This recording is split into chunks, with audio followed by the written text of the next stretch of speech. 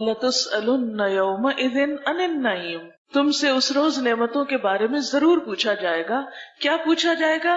कि इन नेमतों की नंबर 1 कदर की या नहीं की, एतराफ किया या नहीं किया, इस पर अल्लाह का शुक्र अदा किया या नहीं किया, इन नेमतों को अल्लाह की मर्जी के मुताबिक इस्तेमाल किया या अल्लाह की नाफरमानी में इस्तेमाल किया।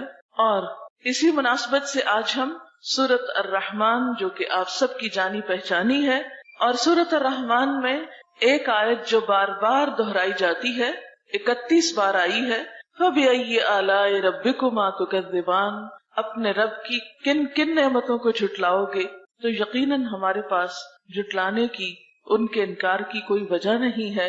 क़यामत के दिन भी हम इनकार नहीं कर सकेंगे। हम में से कोई ये नहीं कह सकेगा कि मैंने तो नेमत इस्तेमाल ही नहीं की, मुझे तो मालूम ही नहीं, या मुझे तो पता ही नहीं था कि ये भी एक नेमत होती है।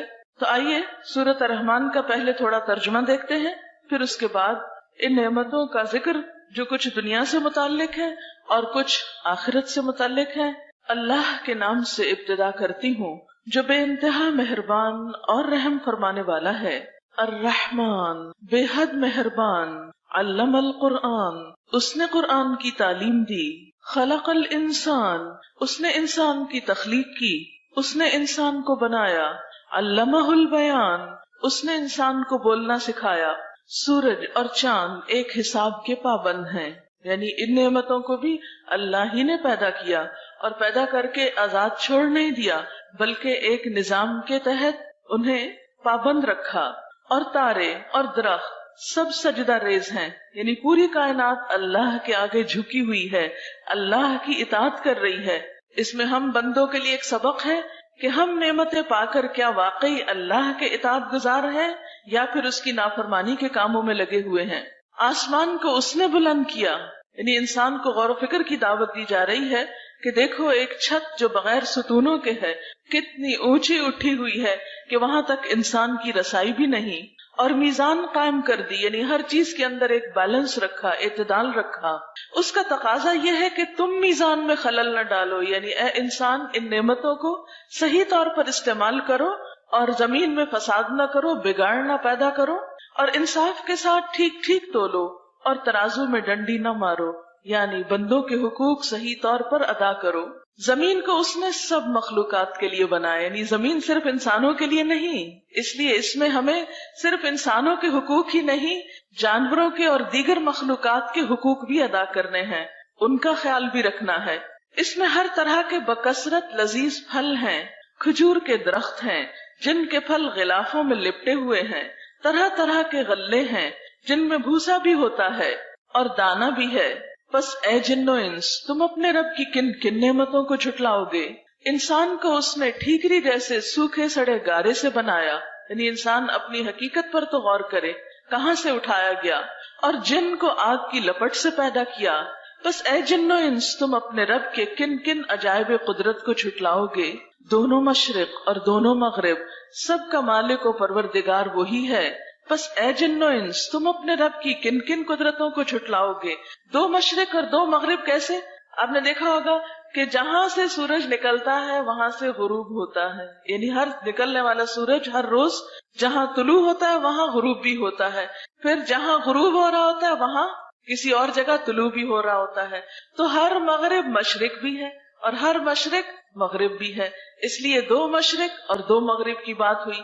प्लीज आप जरा बाहम अगर बातें करना चाहते हैं तो बाहर चले जाएं, कुरान आपके सामने पढ़ा जा रहा है, ये बातें बाद में भी हो सकती है। पूरे हॉल में सिर्फ आप दो लोग हैं जो बाहम बात कर रहे हैं, ये मेरी बातें इस वक्त नहीं हो रही हैं, अल्लाह का कलाम आपके सामने पढ़ा जा रहा है, उसका तर्जुमा आपको बताया जा रहा है। इस वक्त आप मुझे रिस्पेक्ट नहीं दे रहे, अल्लाह के कलाम को दे रहे हैं या नहीं दे रहे?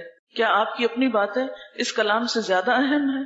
दोनों मशरिकों और दोनों मगरिबों सबका मालिक और परवरदिगार वही है। बस ए जिन्नो इंस, तुम अपने रब की किन किन कुदरतों को झुटलाओगे। दो समुद्रों को उसने छोड़ दिया कि बाहम मिल जाएं, यानी समुंदर में दो तरह के मुख्तलिफ पानी, मीठा और खारी, इसी तरह ठंडा और गर्म दो तरह का पानी एक ही जगह साथ साथ चल रहा होता है और बाहम मिलता नहीं। दोनों के दरमियान एक पर्दा हायल है। ये सब कुछ करने वाला कौन है? अल्लाह रब्बुल इज्जत। दो समुंदरों को उसने छोड़ दिया कि बाहम मिल जाएं, پھر بھی ان کے درمیان ایک پردہ حائل ہے جس سے وہ تجاوز نہیں کرتے. بس اے جن و انس، تم اپنے رب کی قدرت کے کن کن کرشموں کو جھٹلاؤ گے، یعنی کیسے نہیں اپنے رب کو پہچانو گے. ان سمندروں سے موتی اور مونگے نکلتے ہیں. بس اے جن و انس، تم اپنے رب کی قدرت کے کن کن کمالات کو جھٹلاؤ گے. اور یہ جہاز اسی کے ہیں جو سمندروں میں پہاڑوں کی طرح اونچے اٹھے ہوئے ہیں، یعنی پانی میں ایک سوئی تو ڈوب جاتی ہے، لیکن اتنا بڑا جہاز جو کہ پورے پہاڑ کی طرح نظر آتا ہے یا پہاڑ جتنا وزنی ہو سکتا ہے، وہ تیر کر ایک حصے سے دوسرے پہ چلا جاتا ہے. یہ اس کو صلاحیت کس نے بخشی؟ تم اپنے رب کے کن کن کمالات کو جھٹلاؤ گے. اور یہ جہاز اسی کے ہیں جو سمندر میں پہاڑوں کی طرح اونچے اٹھے ہوئے ہیں. پھر تم اپنے رب کے کن کن احسانات کو جھٹلاؤ گے. ہر چیز جو اس زمین پر ہے فنا ہو جانے والی ہے، اور صرف تیرے رب کی جلیل و کریم ذات ہی باقی رہنے والی ہے. بس اے جن و انس، تم اپنے رب کے کن کن کمالات کو جھٹلاؤ گے. زمین اور آسمانوں میں جو بھی ہیں سب اپنی حاجتیں اسی سے مانگ رہے ہیں، کیونکہ سب محتاج ہیں. بے نیاز صرف اس کی ذات ہے. ہم سب کو اس کی ضرورت ہے، اسے ہماری ضرورت نہیں ہے. ہر آن وہ نئی شان میں ہے. بس اے جن و انس، تم اپنے رب کی کن کن صفات کو جھٹلاؤ گے. اے زمین کے بوجھو، ان قریب ہم تم سے باز پرس کرنے کے لیے، یعنی تمہارا حساب لینے کے لیے فارغ ہوئے جاتے ہیں. پھر دیکھ لیں گے کہ تم اپنے رب کے کن کن احسانات کو جھٹلاؤ گے. یعنی انسان ہمیشہ اس دنیا میں نہیں رہے گا، یہ نعمتیں ہمیشہ ہمارے پاس نہیں رہیں گی. ہمیں بہت جلد یہ دنیا جس کی محبت میں ہم ڈوبے ہوئے ہیں، جس کے اوپر ہم کچھ اور سوچ ہی نہیں سکتے، یہ سب بہت جلد چھوڑ کر اپنے رب کی طرف واپس جانے والے ہیں. پھر ہم میں سے ایک ایک کا حساب ہوگا. ہر ایک کو جواب دہی کرنے ہوگی کہ وہ اپنے رب کی نعمتوں کو پا کر رب کے ساتھ کیا معاملہ کرتا رہا، اس کے دین کے ساتھ کیا سلوک کرتا رہا، اس کی کتاب کو اس نے کتنی اہمیت دی، اس کے رسول صلی اللہ علیہ وسلم کی کتنی عزت کی.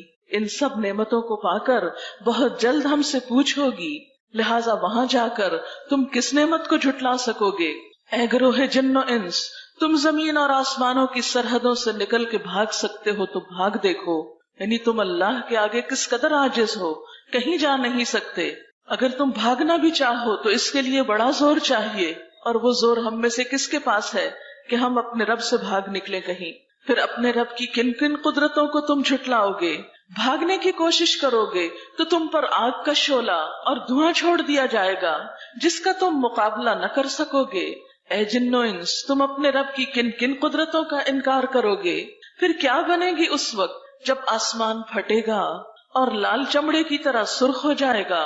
اے جن و انس، اس وقت تم اپنے رب کی کن کن قدرتوں کو جھٹلاؤ گے.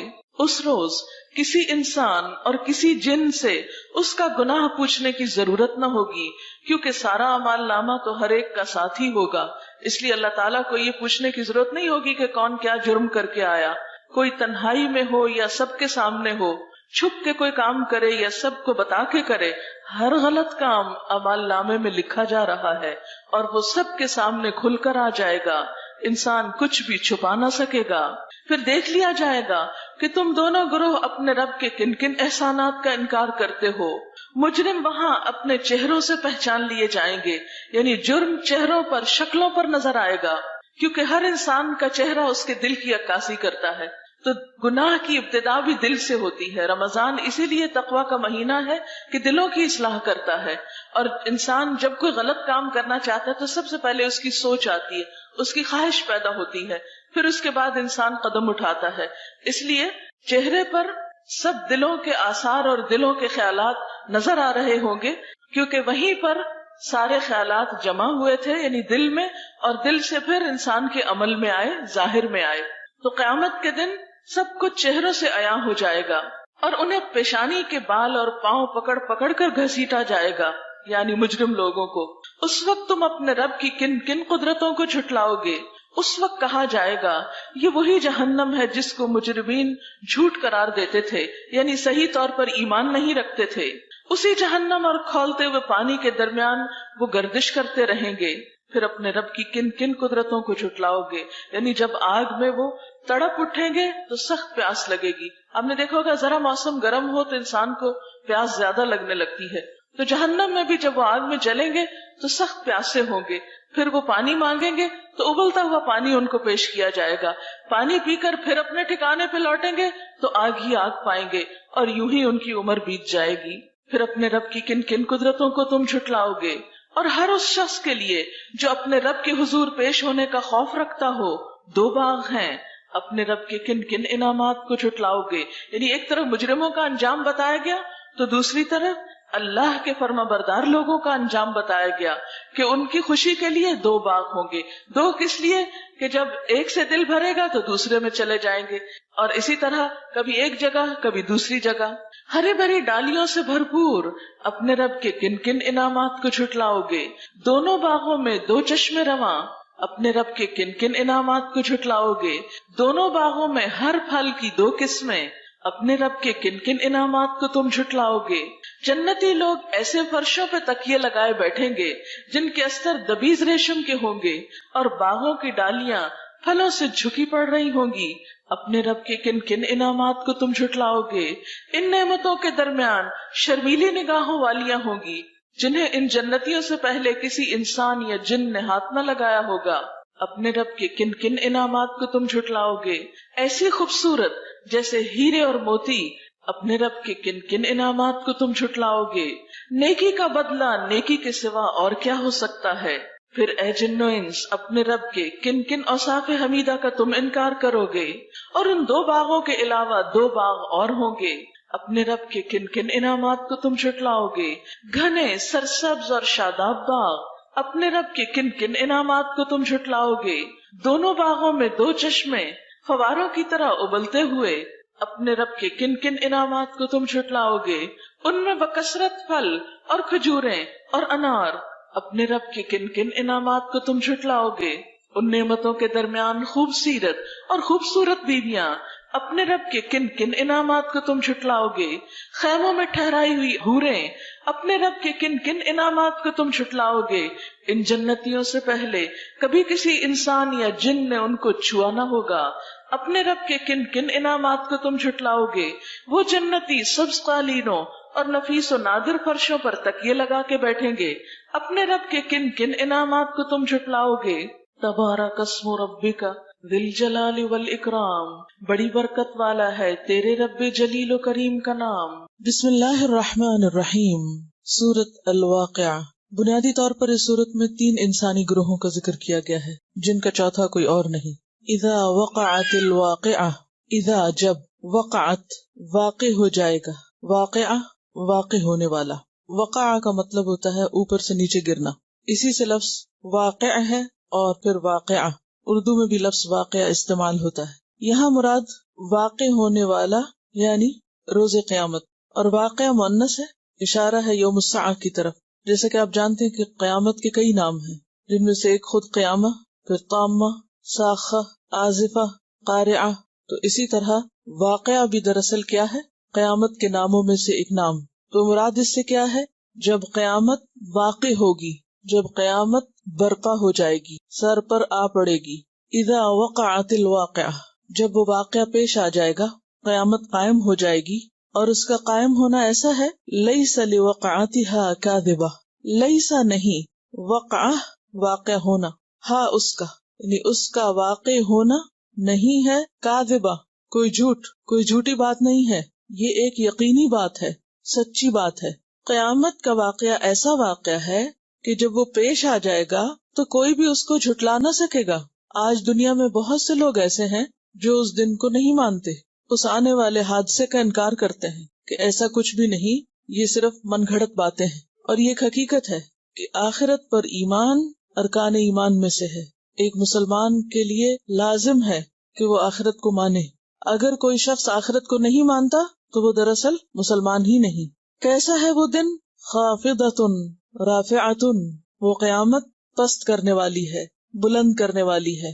اور اسی طرح عزت اور ذلت کے معنوں میں بھی آتا ہے۔ تو خافضۃ نیچے کرنے والی یعنی ذلیل کرنے والی، پست کرنے والی، گرانے والی، اور رافعۃ بلند کرنے والی، اٹھانے والی یعنی عزت دینے والی۔ قیامت کا دن ایک ایسا دن ہے جس میں عزت اور ذلت کے معیار بدل جائیں گے۔ آج دنیا میں بہت سے افراد اور اقوام ایسے ہیں جو بظاہر بہت بلند مرتبہ نظر آتے ہیں، بہت عزت کے مقام پر نظر آتے ہیں، لیکن کل قیامت کے دن ان کا یہ مقام عزت ان سے چھین لیا جائے گا، اور صرف ایک قیامت کا حادثہ ہی انہیں پست کر دینے کے لیے کافی ہوگا. خافضۃ رافعۃ اذا رجت الارض رجا وبست الجبال بسا فكانت هباء منبثا وكنتم ازواجا ثلاثا فاصحاب الميمنة ما اصحاب الميمنة واصحاب المشأمة ما اصحاب المشأمة والسابقون السابقون اولئک المقربون. شروع اللہ کے نام سے جو بے انتہا مہربان نہایت رحم فرمانے والا ہے.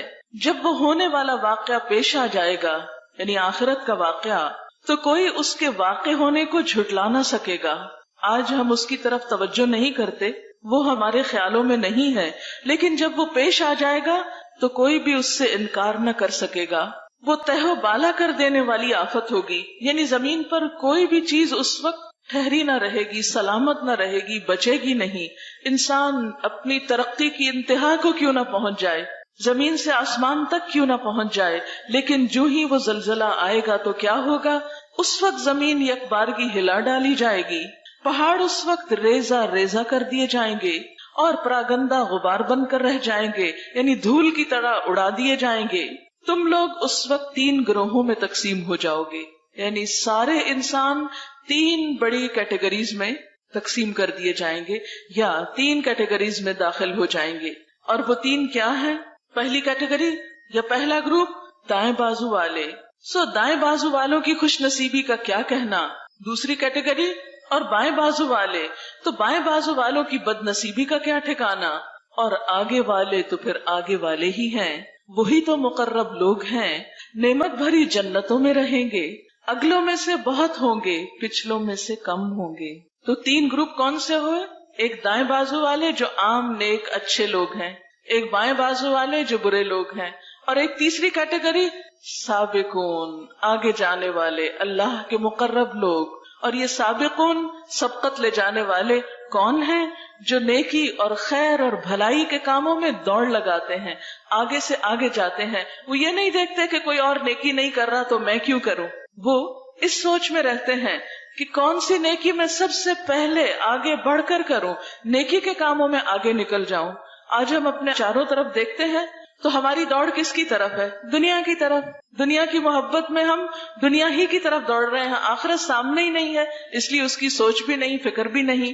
اسی لیے ہم صرف وہ کام کرتے ہیں جس سے ہمیں دنیا کا فائدہ زیادہ ہو. وہ کام ہم پیچھے یا کل پہ یا آئندہ زندگی پہ ڈال دیتے ہیں جو آخرت میں فائدہ دینے والے ہیں. حالانکہ ہم میں سے کسی کو نہیں پتا کہ آج زندگی ختم ہو جائے تو کل ہماری آخرت شروع ہو جائے، اور آخرت کا امتحان دنیا کے امتحان سے پہلے آ جائے. کوئی نہیں جانتا کہ کس وقت کس پر کیا بیت جائے. تو ایسے میں تیسری قسم کے لوگ جو نیکیوں میں آگے جانے والے ہیں، خیر اور بھلائی میں آگے بڑھنے والے ہیں، وہ انتظار نہیں کرتے، وہ سستی کا شکار نہیں ہوتے، وہ کبھی بھی دوسروں پہ نہیں ڈالتے، وہ خود انیشیٹو لیتے ہیں. اور اس کو ایک چھوٹی سی مثال سے سمجھاؤں گی. مثلاً آپ راہ چل رہے ہیں، راستے میں کوئی کوڑا کرکٹ نظر آتا ہے تو ایک ایٹیٹیوڈ یہ ہو سکتا ہے کہ فوراً آگے بڑھے اور اٹھا لیں کہ یہ نیکی کا کام میں کر لوں. اور ایک یہ ہے کہ کوئی اور آئے، میری تو ڈیوٹی نہیں، میں تو یہاں پڑھنے کے لیے آتی ہوں، میرا تو یہ کام نہیں کہ میں یہاں اسکول کی صفائی کرتی رہوں. کوئی ہوگا جو اٹھا لے گا.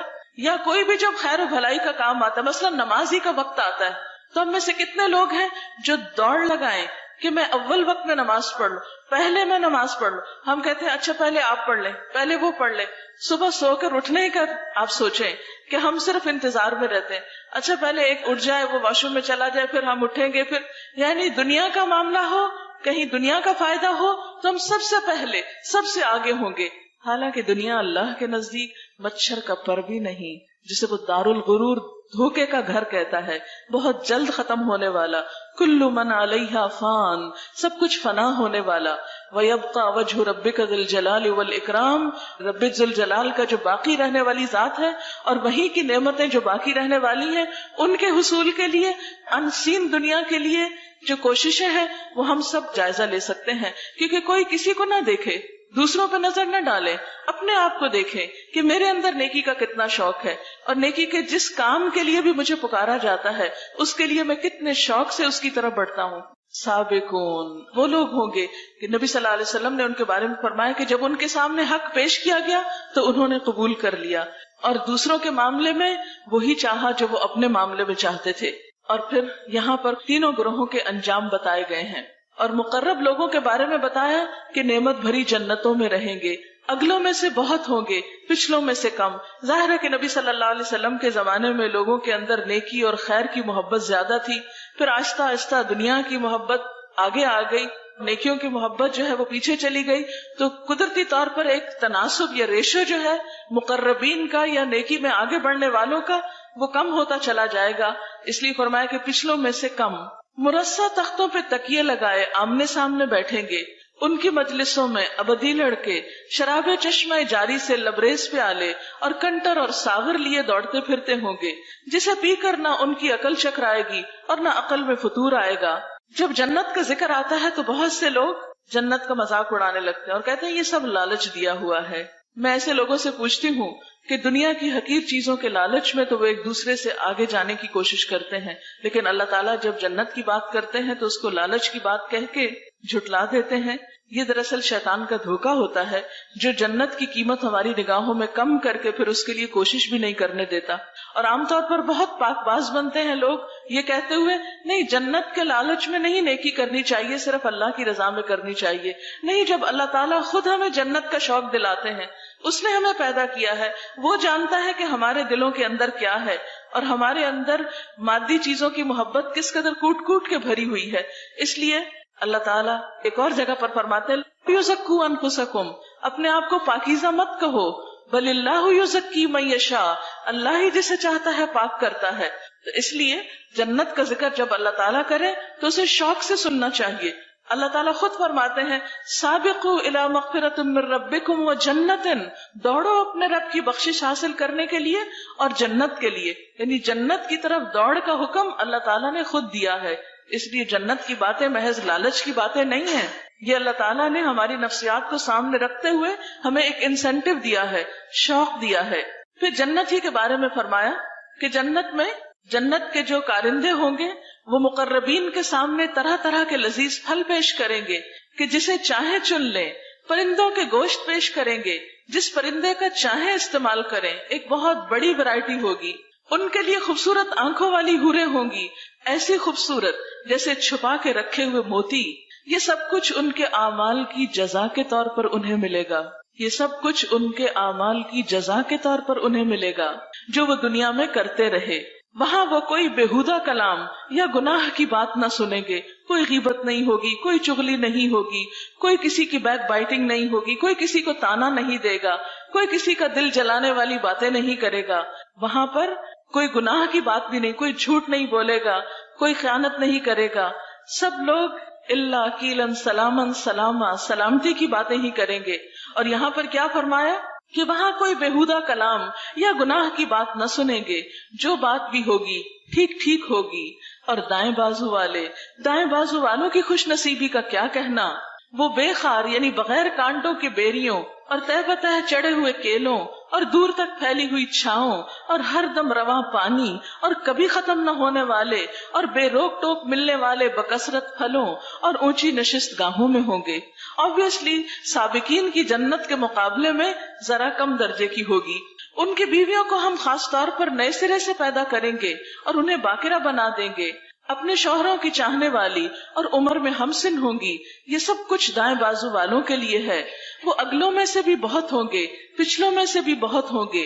اور بائیں بازو والوں کی بد نصیبی کا کیا پوچھنا، وہ لو کی لپٹ اور کھولتے ہوئے پانی اور کالے دھوئیں کے سائے میں ہوں گے، جو نہ ٹھنڈا ہوگا نہ آرام دہ ہوگا۔ یہ وہ لوگ ہوں گے جو اس انجام کو پہنچنے سے پہلے خوشحال تھے اور بڑے گناہ پہ اصرار کرتے تھے۔ آپ کو معلوم ہے کہ بڑے گناہ کون سے ہیں؟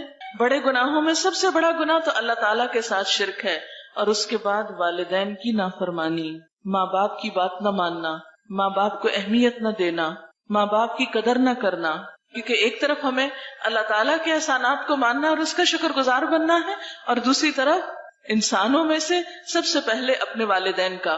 یہ وہ لوگ ہوں گے جو اس انجام کو پہنچنے سے پہلے خوشحال تھے اور گناہ عظیم پر اصرار کرتے تھے. کہتے تھے جب ہم مر کر خاک ہو جائیں گے اور ہڈیوں کا پنجر رہ جائیں گے تو پھر اٹھا کھڑے کیے جائیں گے، اور کیا ہمارے باپ دادا بھی اٹھائے جائیں گے جو پہلے گزر چکے ہیں؟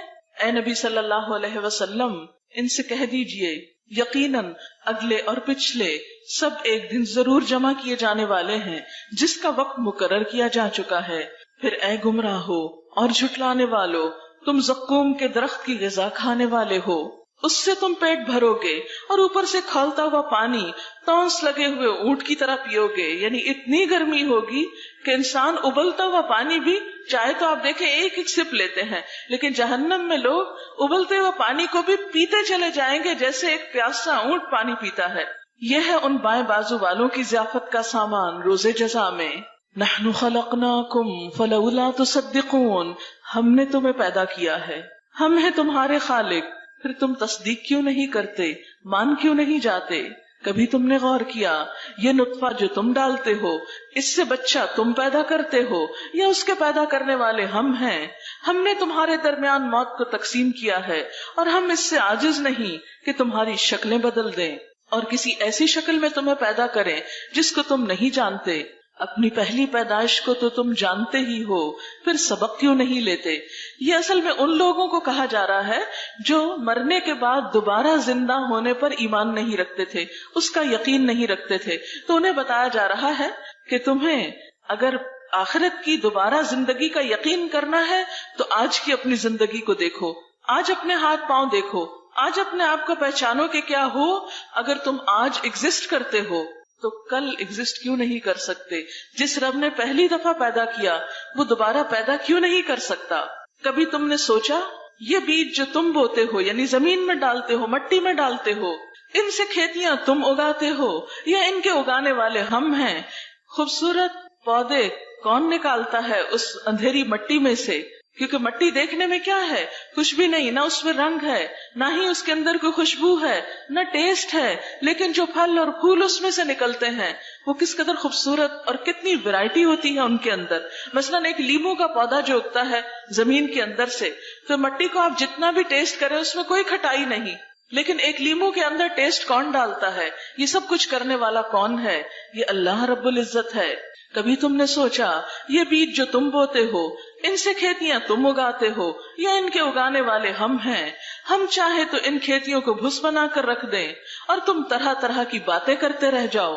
ہم پر تو الٹی چٹی پڑ گئی، بلکہ ہمارے تو نصیب ہی پھوٹے ہوئے ہیں. یعنی اللہ تعالیٰ انسان کو جب دنیا میں ایک نعمت دے کر اس سے لیتا ہے تو وہ اس پر یہ سوچنے کے بجائے کہ میرا بھی کوئی قصور ہوگا، اللہ تعالیٰ ہی کو بلیم کرنے لگتا ہے بعض اوقات، اور بعض اوقات وہ طرح طرح کی باتیں بنا کر رہ جاتا ہے اور اللہ کی طرف رجوع نہیں کرتا. کبھی تم نے آنکھیں کھول کر دیکھا یہ پانی جو تم پیتے ہو اسے تم نے بادل سے برسایا ہے یا اس کے برسانے والے ہم ہیں؟ ہم چاہے تو اسے سخت کھاری بنا دیں، یعنی بارش میٹھے پانی کی برسنے کی بجائے کڑوے پانی کی برسے. اور کتنے حیرت کی بات ہے نا، آپ دیکھیں کہ جو واٹر سائیکل ہے وہ آپ سب جانتے ہیں کہ بارش کہاں سے بنتی ہے؟ جو سمندر سے بخارات اٹھتے ہیں. سمندر کا پانی کس قدر کھاری ہوتا ہے، وہاں سے اللہ تعالیٰ جو پانی اٹھاتے ہیں اور بادلوں کے ذریعے پھر زمین پہ برساتے ہیں وہ کھاری نہیں ہوتا. یہ سب کچھ کرنے والا کون ہے؟ پھر تم شکر کیوں نہیں ادا کرتے؟ کبھی تم نے خیال کیا کہ یہ آگ جو تم سلگاتے ہو اس کا درخت تم نے پیدا کیا ہے یا اس کے پیدا کرنے والے ہم ہیں؟ ہم نے اس کو یاد دہانی کا ذریعہ اور حاجت مندوں کے لیے زندگی کا سامان بنایا. بس اے نبی صلی اللہ علیہ وسلم اپنے رب عظیم کے نام کی تسبیح کرو. فسبح بسم ربک العظیم. بس نہیں میں قسم کھاتا ہوں تاروں کے مواقع کی، اگر تم سمجھو تو یہ بہت بڑی قسم ہے کہ یہ ایک بلند پایا قرآن ہے. انہ لقرآن کریم فی کتاب مکنون، ایک محفوظ کتاب میں ثبت ہے، یعنی اس میں کوئی تبدیلی کر نہیں سکتا کیونکہ اس کی اصل اللہ تعالیٰ کے ہاں محفوظ ہے، جسے مطہرین کے سوا کوئی چھو نہیں سکتا. یہ رب العالمین کا اتارا ہوا ہے، یعنی اس قرآن کو معمولی چیز نہ سمجھو، یہ اللہ رب العزت کی طرف سے آیا ہے. پھر کیا تم اس کلام کے ساتھ بے اعتنائی برتتے ہو، اس سے بے رخی برتتے ہو؟ اس کی پرواہ نہیں کرتے، اس کو اہمیت نہیں دیتے، اس کو پڑھنے اور پڑھانے کے لیے تمہاری زندگی میں وقت نہیں ہے؟ قیامت کے دن جب ہم اللہ کے حضور حاضر ہوں گے، بڑی بڑی لائبریریاں چاٹ کر، دنیا کی ڈھیروں کتابیں پڑھ کر، اس وقت کیا اللہ ہم سے پوچھے گا نہیں کہ میری کتاب کو پڑھنے کا وقت نہیں ملا تھا تمہیں؟ کتنا کچھ پڑھ ڈالا۔ ایک بچہ کلاس 1 سے لے کر میٹرک تک بھی کتنی کتابیں پڑھ ڈالتا ہے۔ آپ سب اگر گننا شروع کریں تو شاید اس وقت شمار نہ کر سکیں کہ اب تک آپ کتنی کتابیں پڑھ چکے ہیں، اور اس سے آگے بھی آپ کتنی کتابیں پڑھیں گے۔ لیکن کس قدر افسوس کی بات ہے، اتنی کتابیں پڑھنے والے کبھی نہیں سوچتے کہ زندگی میں ایک بار اللہ کی کتاب تو پڑھ کے دیکھیں۔ انسانوں کی لکھی ہوئی کتابیں، ان کو ہم اہمیت دیتے ہیں، اللہ کی بھیجی ہوئی کتاب، اس کی کوئی اہمیت ہی نہیں ہمارے ذہن میں، ہمارے دل میں اس کی کوئی قدر ہی نہیں۔ صرف زبانی ضرور کہتے ہیں کہ ہم اس کو چومتے بھی ہیں، اوپر اٹھا کے رکھتے ہیں، سینے سے لگا کے رکھتے ہیں، خوبصورت غلافوں میں لپیٹ کے رکھتے ہیں، سنبھال کے رکھتے ہیں، لیکن جس کام کے لیے آئی ہے وہی نہیں کرتے اس سے۔ کیا واقعی ہمارے پاس وقت نہیں؟ کیا واقعی ہمارے پاس عقل نہیں؟ کیا واقعی ہم دیکھ نہیں سکتے؟ کیا واقعی ہم پڑھ نہیں سکتے؟ کیا واقعی ہم سمجھ نہیں سکتے؟ کیا واقعی سمجھنے کے مواقع نہیں ہیں؟ سب کچھ ہے لیکن دل ہی نہیں ہے۔ نہ صحیح، پلٹنا تو اسی کی طرف ہے جس نے یہ کتاب بھیجی ہے۔ وہاں پر دوسری کتابوں کا تو امتحان نہیں ہوگا، وہاں تو اس کتاب کے مطابق امتحان ہوگا۔ پھر اگر اس کو پڑھے بغیر چلے گئے تو کیا جواب دیں گے، کیا حساب دیں گے؟ وہ لوگ تو پھر بھی شاید معذور ہیں، مجبور ہیں کہ جو پڑھنا لکھنا نہیں جانتے، لیکن پڑھے لکھے لوگ، بڑی بڑی ڈگریاں رکھنے والے، ساری زندگی میں ایک اللہ کی کتاب نہ پڑھ سکے، وہ رب کو کیا جواب دیں گے، کیا حساب دیں گے؟ اسی لیے اللہ تعالیٰ فرماتے ہیں أَفَبِهَذَا الْحَدِيثِ أَنْتُمْ مُدْهِنُونَ، وہ کتاب جو محفوظ کتاب ہے، بلند پایا کتاب ہے، باعزت کتاب ہے، جسے مطہرون کے سوا کوئی چھوتا نہیں اللہ کے ہاں، مقرب فرشتوں کے پاس ہے، رب العالمین کی اتاری ہوئی ہے، تم اس کی پرواہ نہیں کرتے، تم اس کی قدردانی نہیں کرتے۔ وَتَجْعَلُونَ رِزْقَكُمْ أَنَّكُمْ تُكَذِّبُونَ، اور تم نے اپنا حصہ اس میں یہ رکھا ہے کہ اسے جھٹلاتے ہو، جو بات سمجھ میں نہیں آتی اس کا صاف انکار کر دیتے ہو، ماننے کی باری آتی ہے، عمل کی باری آتی ہے تو عمل کر کے نہیں دکھاتے۔ اب اگر تم کسی کے محکوم نہیں، یعنی تمہارے اوپر کوئی حاکم نہیں، کوئی رب نہیں، اور اپنے اس خیال میں تم سچے ہو، تو جب مرنے والے کی جان حلق تک پہنچ جاتی ہے اور تم اسے اپنی آنکھوں سے دیکھ رہے ہوتے ہو کہ وہ مر رہا ہے، اس وقت اس کی نکلتی ہوئی جان کو واپس کیوں نہیں لاتے؟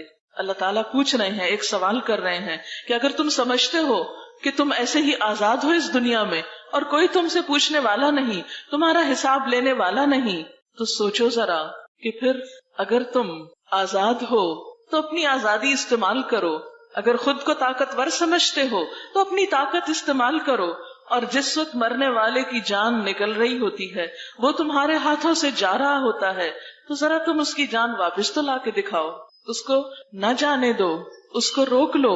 لیکن کیا کبھی کوئی روک سکا کسی کو؟ کوئی نہیں روک سکتا۔ بڑے بڑے ڈاکٹرز، بڑے بڑے ہسپتال، سوفسٹیکیٹڈ آلات مرنے والوں کو روک نہیں سکتے۔ آج تک موت کا علاج کوئی دریافت نہیں کر سکا۔ موت اٹل حقیقت، بہت بڑی سچائی جس سے مجھے اور آپ کو گزرنا ہے، اور موت کے بعد مٹی میں مل نہیں جانا، حساب دینا ہے، جواب دینا ہے۔ اللہ کی نعمتوں کے بارے میں پوچھا جائے گا کہ ہم نے ان کو پا کر اللہ کا حق کتنا ادا کیا۔ اس وقت سوچو کیا جواب دو گے، کیا بولو گے؟ ہم آزاد نہیں ہیں اس دنیا میں، ہم ایک بھیجنے والے کے حکم سے آئے ہیں، اسی کے حکم سے واپس جانا ہے، اسی نے یہ کتاب اتاری ہے، اسی نے اس کے مطابق ہم سے پوچھنا ہے۔ اس وقت ہمارا جواب پھر کیا ہوگا؟ اس وقت تو کوئی کام نہیں آئے گا۔ یوم یفر المرء من اخیہ وامہ وابیہ وصاحبتہ وبنیہ، جس دن انسان بھاگے گا اپنی ہی ماں سے، اپنے ہی باپ سے، اپنے ہی بیٹے سے، اپنی ہی بیوی سے۔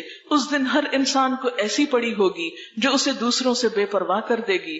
ہر انسان اتنا خود غرض ہو چکا ہوگا کہ اسے صرف اپنی فکر ہوگی۔ دنیا میں ایک معمولی ٹیسٹ اور امتحان ہوتا ہے تو ہم میں سے ہر ایک کو اپنی پڑی ہوئی ہوتی ہے۔ اس وقت ہمیں یہ یاد نہیں ہوتا کہ میری فرینڈ کا پیپر اس وقت کیسا ہو رہا ہے، میری بہن کا پیپر اس وقت کیسے ہو رہا ہے۔ ہر انسان کو یہ فکر ہوتی ہے کہ جو لکھا ہے سوال نامے میں اس کا جواب ٹھیک ٹھیک دے دوں، میرے نمبر زیادہ آنے چاہیے، بہن اپنا انجام خود جانے. تو دنیا میں اگر امتحان کے کمرے میں انسان اتنا خود غرض ہو جاتا ہے تو آخرت کے امتحان میں انسان کی خود غرضی کا کیا عالم ہوگا؟ کون کس کو پوچھے گا؟ کون کس کا سہارا لے گا؟ کون کس کی مدد لے گا؟ اس وقت ہر انسان تنہا آئے گا. وَلَقَدْ جِئْتُمُونَا فُرَادًا كَمَا خَلَقْنَاكُمْ أَوَّلَ مَرَّةٍ تم ہمارے پاس اکیلے ہی واپس آ گئے جس طرح ہم نے تم کو پہلے دن پیدا کیا تھا. دنیا میں بھی اکیلے آتے ہیں، واپسی بھی اکیلے ہوگی، قبر میں بھی اکیلے ہوں گے، حساب کے وقت بھی اکیلے ہوں گے. پھر کیوں نہیں سنبھلتے؟ کیوں نہیں غور کرتے؟ کیوں نہیں تیاری کرتے؟ کیوں نہیں اللہ سے اپنا تعلق مضبوط کرتے؟ اب اگر تم کسی کے محکوم نہیں ہو اور اپنے اس خیال میں سچے ہو تو جب مرنے والے کی جان حلق تک پہنچ چکی ہوتی ہے اور تم آنکھوں دیکھ رہے ہوتے ہو کہ وہ مر رہا ہے، اس وقت اس کی نکلتی ہوئی جان کو واپس کیوں نہیں لے آتے؟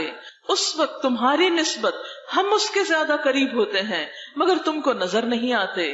پھر وہ مرنے والا اگر مقربین میں سے ہو تو اس کے لیے راحت اور عمدہ رزق اور نعمت بھری جنت ہے، اور اگر وہ اصحاب یمین میں سے ہو تو اس کا استقبال یوں ہوتا ہے کہ سلام ہے تجھ پر، تو اصحاب الیمین میں سے ہے. اور اگر وہ جھٹلانے والے گمراہ لوگوں میں سے ہو تو اس کی تواضع کے لیے کھولتا ہوا پانی ہے اور جہنم میں جھونکا جانا ہے. ان ھذا لہو حق الیقین بے شک یہ سب کچھ قطعی حق ہے. فسبح باسم ربک العظیم پس تسبیح بیان کرو اپنے رب عظیم کے نام کی. سب تسبیح پڑھیے. سبحان اللہ وبحمدہ عدد خلقہ ورضا نفسہ وزنۃ عرشہ ومداد کلماتہ. سبحان اللہ وبحمدہ عدد خلقہ ورضا نفسہ وزنۃ عرشہ ومداد کلماتہ. سبحانک اللہم وبحمدک نشہد ان لا الہ الا انت نستغفرک ونتوب الیک. والسلام علیکم ورحمۃ اللہ وبرکاتہ.